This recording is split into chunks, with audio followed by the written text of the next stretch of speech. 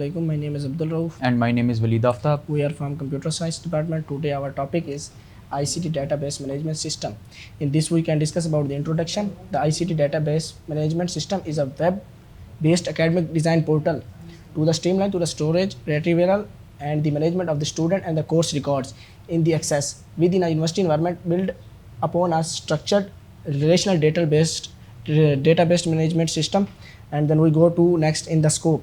Manage student enrollment profiles and academic history, provide role-based access for the admins and staff user, enable real-time search, filtering and sorting of records.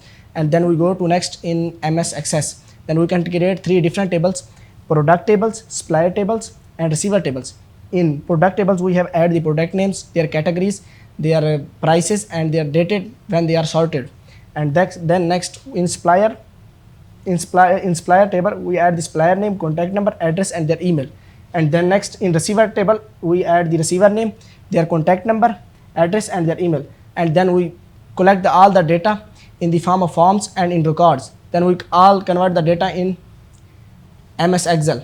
MS Excel में जो हम इसमें जो tool use करेंगे, feature use करेंगे वो सम, मिन and average. इसमें हम अगर हम ये बार बार यूज़ ना करें तो इसमें हम शॉर्टकट की भी यूज़ कर सकते हैं. शॉर्टकट की को हम मैक्रोज के नाम से इंट्रोड्यूस कर सकते हैं. उससे हमारा सारा काम इजीली हो जाएगा. इससे हमारा सारा काम मैक्रोज से इजीली हो जाएगा और हमारा टाइम भी बच जाएगा. And then we have completed our ICT database management system. We are very well thank to our teams. They well perform us. Thank you so much.